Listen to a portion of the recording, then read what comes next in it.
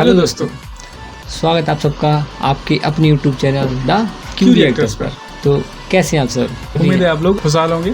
बिल्कुल, तो खुशहाल रहना भी चाहिए। ज़िंदगी बहुत छोटी होती है। छोटी तो नहीं, मैं ये दुआ करता हूँ कि हमारे जो व्यूवर्स हैं वो ऐसे ही कंटिन्यू भाई साल दर साल जीते रहें और मजा लेते रहें हमारी जी व्यूज़ का। हज़ारों साल जी। और साल के दिन हो 50,000। बिल्कुल। तो बिल्कुल, तो जो आज का हमारे वीडियो का टाइटल है वो होगा वो है इज अखंड भारत पॉसिबल सरदार पटेल एंड मतलब क्या अखंड भारत जो है वो पॉसिबल है आज के दिन में। तो उस टॉपिक पे वीडियो होने वाला है। तो वीडियो हमें लगता है काफ़ी इंटरेस्टिंग होगा। तो सीधा चलते हैं वीडियो पर। So let's watch. नमस्कार दोस्तों, अखंड भारत यानी अनडिवाइडेड इंडिया बहुत करते हैं। कुछ लोगों का ये एक सपना भी है, लेकिन रियलिस्टिकली बात करें तो क्या ये पॉसिबल भी है? अगर हाँ तो किस तरीके से, आइए जानने की कोशिश करते हैं आज के इस वीडियो में। सरदार वल्लभ भाई पटेल को कुछ लोग फादर ऑफ अखंड भारत कहते हैं, क्योंकि उन्होंने वीपी मेनन के साथ मिलकर 500 से ज्यादा प्रिंसली स्टेट्स को यूनाइट किया, जिससे आज का भारत बना। लेकिन अखंड भारत का मतलब आज से भी ज्यादा बड़ा भारत है, जिसकी बाउंड्रीज आज की इंडिया की बाउंड्रीज से ज्यादा बाहर निकलती है। लेकिन एग्जैक्टली क्या है अखंड भारत की डेफिनेशन, क्या है इसका नक्शा, वो डिपेंड करता है जिससे आप पूछोगे। कुछ लोगों के लिए अखंड भारत का मतलब है आज का India plus Pakistan occupied Kashmir और चाइना ऑक्यूपाइड कश्मीर, जो कि इंडिया का ऑफिशियल मैप दर्शाता है। दूसरी तरफ कुछ लोगों के लिए अखंड भारत का मतलब है 1947 के पार्टीशन से पहले का भारत, यानी इंडिया प्लस आज का पाकिस्तान और बांग्लादेश मिलकर अखंड भारत को बनाएंगे। तीसरा, कुछ लोगों के लिए अखंड भारत की बाउंड्रीज में अफगानिस्तान, नेपाल, भूटान, श्रीलंका जैसी इंडिया की नेबरिंग कंट्रीज भी इंक्लूडेड है। और चौथा, कुछ लोगों के लिए अखंड भारत की बाउंड्रीज हैं अफगानिस्तान से लेकर ना सिर्फ तिब्बत तक, बल्कि थाईलैंड, कंबोडिया, मलेशिया और इंक्लूडिंग इंडोनेशिया तक। सुनने में अनरियलिस्टिक लगता है, लेकिन मैं इस वीडियो में कहना चाहूंगा दोस्तों, ये ना सिर्फ पॉसिबल है बल्कि मैं इसे सपोर्ट भी करता हूं। जाहिर सी बात है आपके मन में सवाल उठेगा कि कैसे पॉसिबल है और मैं क्यों सपोर्ट करता हूं इससे। क्यों का जवाब तो बड़ा सिंपल है, क्योंकि अगर ये सारे देश यूनाइटेड रहेंगे एक कंट्री की तरह, तो इन सब में भारी स्केल पे इकोनॉमिक डेवलपमेंट देखने को मिलेगा। हर देश आत्मनिर्भर होने के बारे में नहीं सोचेगा, हर देश जिस चीज में अच्छा है उसमें स्पेशलाइज करेगा, और इन सारी कंट्रीज के बीच में फ्री ट्रेड होगी, कोई इंपोर्ट ड्यूटीज नहीं, कोई कस्टम्स नहीं। इससे हर देश की इंपोर्ट एक्सपोर्ट ज्यादा आसानी से हो पाएगी, इकोनॉमिक डेवलपमेंट हमें देखने को मिलेगी। इसके अलावा इन देशों के बीच में दुश्मनी खत्म हो जाएगी, तो मिलिट्री पर इतना पैसा खर्च करने की जरूरत नहीं, वहां पर पैसा बचेगा जिसको स्पेंड किया जा सकता है ज्यादा काम की चीजों में, एजुकेशन, हेल्थ केयर जैसी चीजों में। साथ ही साथ बॉर्डर्स नहीं होंगे, तो आप छुट्टी मनाने लाहौर से लेकर इंडोनेशिया तक जा सकते हैं बिना पासपोर्ट और वीजा की चिंता करें। तो फायदे तो कई सारे हैं, लेकिन सबसे बड़ा सवाल यहां पर यह उठता है कि कैसे पॉसिबल है ये करना। अब जो लोग आमतौर पर अखंड भारत की बात करते हुए दिखते हैं आपको सोशल मीडिया पर, वो बड़े अनक्रिएटिव लोग हैं, क्योंकि उनके दिमाग में एक ही सोल्यूशन होता है, इंडिया सुपर पावर बनेगा, जंग पर जाएगा पाकिस्तान बांग्लादेश के साथ, उन्हें जंग में हराएगा और कब्जा कर लेगा उनकी जमीन पर, और ऐसे बनेगा हमारा अखंड भारत। लेकिन थोड़ा सा आप सोचकर देखोगे तो आपको दिखेगा कि ये सोल्यूशन ना सिर्फ अनएथिकल है, इनह्यूमेन है, इंसानियत के अगेंस्ट है, बल्कि स्टूपिड भी है। ऐसा क्यों कह रहा हूं मैं? क्योंकि पहली चीज तो आप किसी की जमीन पर कब्जा करोगे, उन लोगों को बंदी बनाओगे, उन लोगों पे अपनी विल थोपोगे, ये अनएथिकल चीज है। इंसानियत के अगेंस्ट इसलिए है क्योंकि किसी भी तरह की जंग होगी तो हजारों लाखों लोगों की मौत होगी, इसमें लोग अपनी जान खोएंगे। और स्टूपिड इसलिए है क्योंकि इतिहास गवाह है, राजा महाराजाओं ने करने की कोशिश की है हजारों सालों से, लेकिन लॉन्ग टर्म में कोई भी सक्सेसफुल नहीं रहा। लेकिन इन सबसे भी ज्यादा इंपॉर्टेंट रीजन ये है कि आपके लिए एक देश के मायने क्या है। जब मैं कंट्री शब्द का इस्तेमाल करता हूं तो आपके दिमाग में क्या आता है? 2 सेकंड तक जरा सोचकर देखिए। जब मैं कहता हूं कि आप अपने देश के बारे में सोचें, तो आपके दिमाग में क्या आ रहा है? क्या आपके दिमाग में जमीन आ रही है, फॉरेस्ट आ रहे हैं, पहाड़ आ रहे हैं, देश के खेत आ रहे हैं, या फिर आपके दिमाग में देश के लोग आ रहे हैं, देशवासी आ रहे हैं? बड़े शर्म की बात होगी अगर आप एक देश को इमेजिन कर रहे हैं बिना देशवासियों के, क्योंकि जब आप अपने घर के बारे में सोचते हैं तो बिना अपने घर वालों के सोचते हैं। आपके लिए आपके घर के मायने क्या हैं बिना अपने घर वालों के? बिना घर वालों के घर एक सिर्फ बिल्डिंग है, और किसी भी बिल्डिंग से उसे रिप्लेस किया जा सकता है। जब हमारी आर्मी हमारे देश को प्रोटेक्ट करती है, उसका मतलब क्या है? वो हमारे देश के लोगों को प्रोटेक्ट कर रही है। टेरिटरी इतनी इंपॉर्टेंट चीज नहीं है, जमीन इतनी इंपॉर्टेंट चीज नहीं है। इसी रीजन से दोस्तों अखंड भारत का मतलब ना सिर्फ अनडिवाइडेड टेरिटरी है, बल्कि अनडिवाइडेड लोग भी हैं, अनडिवाइडेड देशवासी। आज के दिन जैसा आप अपने पड़ोसी को ट्रीट करते हो वैसे ही आपको एक पाकिस्तानी, एक बांग्लादेशी, एक मलेशियन और एक इंडोनेशियन को भी ट्रीट करना पड़ेगा। जितने राइट्स आज के दिन हर देशवासी को मिलते हैं उतने ही राइट्स आपको एक्सेप्ट करना पड़ेगा कि एक पाकिस्तानी, बांग्लादेशी, इंडोनेशियन, मलेशियन को भी मिलेंगे। इसका मतलब ये भी है दोस्तों कि कभी भी आप किसी पाकिस्तानी, बांग्लादेशी या मलेशियन से उनके डेमोक्रेटिक और कॉन्स्टिट्यूशनल राइट्स नहीं छीन सकते। तो सही मायनों में अखंड भारत तभी बन सकता है जब इन सारे देशों में कम से कम एक मेजॉरिटी एग्री करे कि हम अखंड भारत का पार्ट बनना चाहते हैं। ये करने के लिए पहली स्टेप होगी इंडिया और पाकिस्तान को रीयूनाइट करना। एक एक्स सुप्रीम कोर्ट के जज हैं जस्टिस काटजू, शायद आपने ऑलरेडी नाम सुना हो। इन्होंने 2012 में एक इंडियन रीयूनिफिकेशन एसोसिएशन बनाई थी जिसका एम एग्जैक्टली यही है। इन्होंने कहा है कि ये रीयूनाइट करना चाहते हैं आज के पाकिस्तान, बांग्लादेश और इंडिया को under common secular government for all people.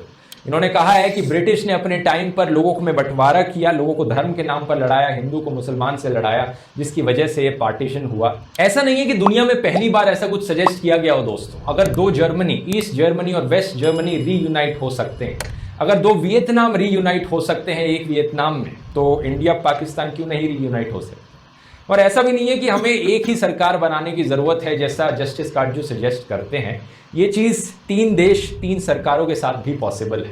अगर ऐसा हुआ तो ये यूरोपियन यूनियन और अफ्रीकन यूनियन के मॉडल पे काम कर सकता है, यानी हर देश की अपनी सेंट्रल गवर्नमेंट रहेगी, एग्जिस्ट करेगी, लेकिन उसके ऊपर एक और सरकार बनाई जाएगी जहां पर सारी सेंट्रल गवर्नमेंट्स कॉमनली बैठकर एक सरकार बनाएंगी। यूरोपियन यूनियन में क्या है कि आज के दिन फ्रेंच पार्लियामेंट, जर्मन पार्लियामेंट और इटालियन पार्लियामेंट आज भी वैसे ही एग्जिस्ट करता है जैसे यूनियन के बनने से पहले करता था। लेकिन आज जब यूनियन बनाया गया है तो एक यूरोपियन यूनियन पार्लियामेंट और एक्स्ट्रा इनके ऊपर ऐड हो गया है। और इस यूरोपियन यूनियन पार्लियामेंट की कैसे इलेक्शंस होती हैं? अलग से इलेक्शंस होती हैं जो कि हर देश में करवाई जाती हैं, यानी जनता यूरोपियन यूनियन के पार्लियामेंट के मेंबर्स को सिलेक्ट करती है और अलग से इलेक्शन में अपने जर्मन पार्लियामेंट, फ्रेंच पार्लियामेंट के मेंबर्स को सिलेक्ट करती है। तो इनका यूरोपियन यूनियन का पार्लियामेंट एक हाउस बन जाता है और दूसरा हाउस इनका बनता है काउंसिल से, जहां पर जर्मन सरकार, फ्रेंच सरकार और इटालियन सरकार के प्रधानमंत्री, प्रेसिडेंट्स एक साथ बैठते हैं, काउंसिल को बनाते हैं। तो बेसिकली यूरोपियन यूनियन के लेवल पे एक तरह से 2 हाउसेज हो गए। जैसे इंडिया में लोकसभा, राज्यसभा होते हैं, वैसे ही यूरोपियन यूनियन के लेवल पे 2 हाउसेज हो गए। सेम चीज़ करी जा सकती है एशियन यूनियन के साथ। आप अखंड भारत को एशियन यूनियन भी नाम दे सकते हो, जहां पर पाकिस्तान, इंडिया और बांग्लादेश भी एक एशियन पार्लियामेंट बनाए और सिमिलर लेवल पे काम करे। और ये चीज़ ना सिर्फ यूरोप में है बल्कि अफ्रीका में भी एग्जिस्ट करती है, एक अफ्रीकन यूनियन एग्जिस्ट करता है। ये कैसा शब्द लगा है एशियन यूनियन, और कैसा कंसेप्ट लग रहा है तुम्हें? ये जो बता रहे हैं इनकी बातों से कैसा तुम्हें महसूस हो रहा है, बताएं। जैसे इन्होंने बताया, ये कोई बात ये पहली बार नहीं बता रहे, मतलब काफ़ी लोगों ने और भी पहले भी सजेस्ट करा है। जैसे वो एक जस्टिस से मार्कंडे काटजू, उन्होंने भी पहले इस पे काम भी करा है, लेकिन मेरी नज़रिए से देखा जाए तो मुझे ये संभव नहीं लगता, क्योंकि जो हिंदुस्तान का ही जो कभी पाकिस्तान रहा था और जो इस टाइम वहाँ के लोग हैं, उनमें देखा जाए तो मैं ज़्यादातर जो वीडियो देखता हूँ, क्योंकि मैं गया तो हूँ नहीं वहाँ और शायद फ्यूचर में जाना भी नहीं चाहूँगा, लेकिन जितने भी लोगों को देखा है, सुना, तो वो हमेशा भारत के बारे में कुछ भी बात करे फिर भी हमेशा नेगेटिव ही बोलेंगे, हमेशा गलत सलत। तो बताओ, वो लोग कभी चाहेंगे कि हम जो हमारा सबसे बड़ा दुश्मन हो हम उसके साथ रहना चाहेंगे? और ये तो रहा पाकिस्तान का नज़रिया, और श्रीलंका या फिर बांग्लादेश के बारे में क्या सोचते हैं? हाँ, ये इन लोगों में बेशक कोई भी रिलीजन हो, लेकिन इन लोगों ने भारत के साथ चाहे धोखा क्या कुछ भी कहा हो, लेकिन वहाँ के लोग इस तरह से कभी पेश नहीं आते हैं कि भारत गलत देश है, वहाँ के लोग गलत हैं, वहाँ धर्म सही नहीं है, ये वगैरह ऐसी बातें नहीं करते हैं। कि हमने उतने प्रॉपर वीडियो नहीं देखे हैं जितने पाकिस्तान के देखते हैं। हाँ, ये भी हो सकता है। मेरा मानना ये है कि अगर यूरोपियन यूनियन और साउथ अफ्रीकन यूनियन की तरह अगर कोई एशियन यूनियन बन सकता है तो वो बनना चाहिए। जैसा कि वीडियो में पहले बताया गया था कि अगर ये अखंड भारत का ही मान लो, अखंड भारत को एशियन यूनियन की तरह रिप्लेस किया जा सकता है, तो उसमें ट्रेड फ्री होगा, मतलब सारी चीज़ें, मतलब तुम जैसे पाकिस्तान में रहते हो तो इंडिया में आ सकते हो बिना वीज़ा, बिना किसी, जैसे ये मान लो आप जैसे यहाँ से दिल्ली जा रहे हो, कोई नहीं, कुछ नहीं लगता है, कोई चेक नहीं। इसमें तो फ़ायदे भी बहुत है, और जब फ़ायदे हैं तो जाहिर सी बात है नुकसान भी बहुत होंगे। और बात ये है, इसमें लिबरल होना पड़ेगा आदमी को। ये नहीं होना कि अरे मैं इस्लाम धर्म की रक्षा करूँगा, मैं हिंदुज़्म की रक्षा करूँगा, मतलब ये चलेगा नहीं। उस टाइम पे क्या होगा, उस टाइम पे तुम्हें इस सबसे ऊपर सोचना होगा कि for the best of our people, मतलब उस जो भी है अपने लोगों के लिए। जैसा कि उन्होंने बताया कि आप अगर देश को अपने दिमाग में इमेजिन करते हो और उस इमेजिनर इमेजिनरी में, कल्पना में आपको वहाँ के लोग नज़र नहीं आते, तो फिर बेकार है। बिल्कुल। तो मुझे वीडियो काफ़ी अच्छा लग रहा है, देखते हैं आगे। हालांकि अफ्रीकन यूनियन इतना ज़्यादा इंटीग्रेटेड नहीं है एक दूसरे से जितना यूरोपियन यूनियन है। मतलब अफ्रीकन कंट्रीज़ में बॉर्डर्स अभी भी हैं, यूरोपियन यूनियन में कोई बॉर्डर्स नहीं है, आप बॉर्डर पे क्रॉस कर सकते हो बिना वीज़ा पासपोर्ट के। लेकिन सबसे बड़ी आयरनी की बात यह है दोस्तों कि आज के दिन जो लोग सबसे ज़्यादा बात करते हैं अखंड भारत के बारे में, वही लोग सबसे बड़ी दरार बन के खड़े हैं अखंड भारत के बीच। कौन है ये लोग? ये लोग हैं हमारे कुछ नेताओं की तरह जो कहते हैं कि लड़कियां इस तरह की जीन्स नहीं पहन सकती, अगर ये लड़का लड़की हिंदू मुस्लिम है, अलग धर्म के हैं, तो एक दूसरे से प्यार नहीं कर सकते, शादी नहीं कर सकते, हम ये करना उनके लिए और मुश्किल कर देंगे। कुछ ऐसे पॉलिटिशियंस हैं जो कहते हैं कि 15 करोड़ मुसलमान 100 करोड़ हिंदुओं पर भारी पड़ेंगे। 15 करोड़ है मगर 100 के ऊपर भारी है, याद रख लेना ये बात। कोई ऐसा सो कॉल्ड प्रीस्ट है हमारे देश में जो कहता है कि हमारे पुराने प्रेसिडेंट डॉक्टर अब्दुल कलाम एक जिहादी थे। हमारा ये गोदी मीडिया है और कुछ पार्टी के आईटी सेल हैं जो दिन भर भड़काऊ हेडलाइंस चलाते हैं और हिंदू मुसलमानों को लड़वाने का काम करते हैं। अरे मतलब कुछ नेता ही हैं हमारे जो कहते हैं कि हिंदू मुसलमान अलग संस्कृति है, एक देश में नहीं रह सकते। हिंदू अलग संस्कृति है, मुस्लिम अलग संस्कृति है, दोनों एक साथ नहीं रह सकती, दो संस्कृतियां कभी एक साथ नहीं रह सकती हैं।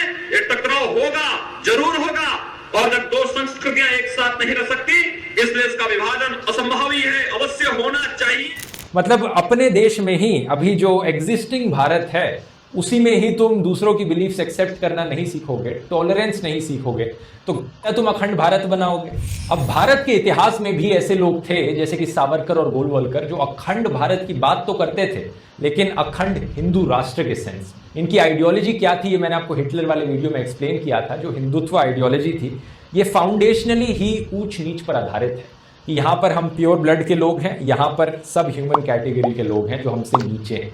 आपको ये नाना पाटेकर की फिल्म का ये डायलॉग याद है? वैसे ये मुसलमान का खून, ये हिंदू का खून, बता इसमें मुसलमान का कौन सा, हिंदू का कौन सा? बता। साले बनाने वाले ने इसमें फर्क नहीं किया, तू कौन होता है फर्क करने वाला? अब ये जो हिटलर, सावरकर और रहमत अली जैसे लोगों की विचारधारा थी, इसमें खून से फर्क पड़ता है।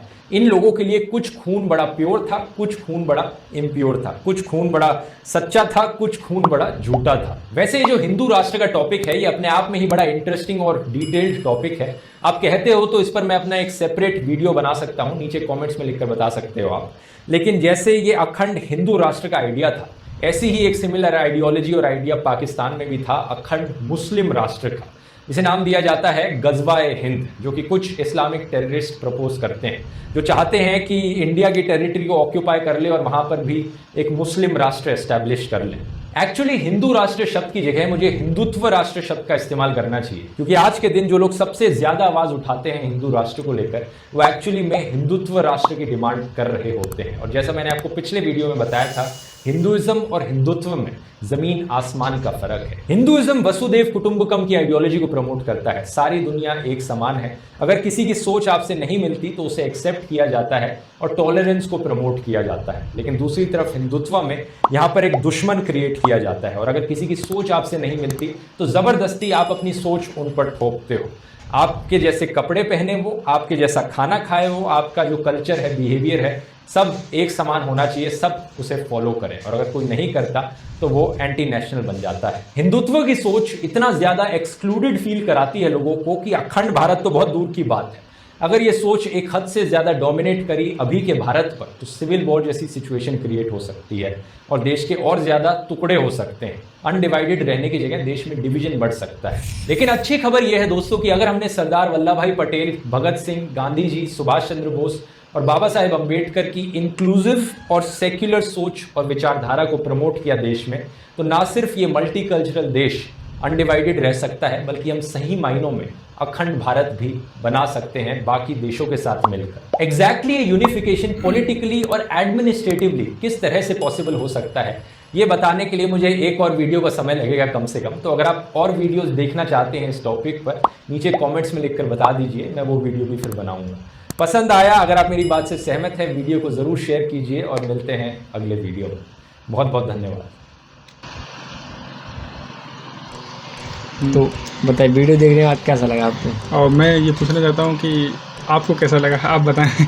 देखो मुझे तो देख पहले तो समझ में नहीं आया, लेकिन जब ज़्यादा एनालिसिस कराएं ना तो समझ में आया। जैसे कि अभी जो रिसेंटली कुछ दिन पहले न्यूज़ चल रही थी, जैसे फ्रांस में ऋषि सुनक को वहाँ का, फ्रांस में नहीं, सॉरी ब्रिटेन में, हाँ ब्रिटेन में, इंग्लैंड ब्रिटेन, तो ऋषि सुनक को जो कि भारतीय मूल के हैं, उन्हें वहाँ का प्रधानमंत्री बनाया जा रहा है। प्रबल दावेदार हैं, प्राइम मिनिस्टर पोस्ट के प्रबल दावेदार हैं। वही तो, वो भारत के होते हुए मतलब उनका देश अलग, धर्म अलग, फिर भी लोग वहाँ पे उन्हें प्रधानमंत्री बनाना चाहते हैं। और जबकि सबसे पहले लोग जो ब्रिटिशर्स ही थे जो काले और गोरों में भेद करते थे कि ये इसकी ब्लैक स्किन है और इसकी वाइट स्किन है, तो वाइट स्किन वाले हमारे लोग और ब्लैक स्किन वाले ये बेकार है, चाहे वो उनके देश के ही हो। पुरानी फिल्मों में भी देखा है कि मतलब वो इंडियंस को एज ए डॉग ट्रीट करते थे, बिल्कुल ये ब्राउन चमड़ी की। आज दिन भी वहाँ पे जाओ तो काफ़ी लोग इस चीज़ को बहुत अच्छे से बता सकते हैं। आप वीडियो देखें तो ये रंग भेद की नीति है, ये भारत में अभी नहीं, भारत में चाहे अफ्रीका हो, चाहे वो इंग्लैंड ब्रिटेन में कहीं भी हो, हर जगह करा जाता है। और यही चीज़ इस वीडियो में भी समझ में आती थी कि कैसे ये बता रहे थे। अब बताओ जो पाकिस्तान हिंदुस्तान आपस में इतने ज़्यादा मतलब टकरार रहने वाले क्या एक साथ रह पाएंगे?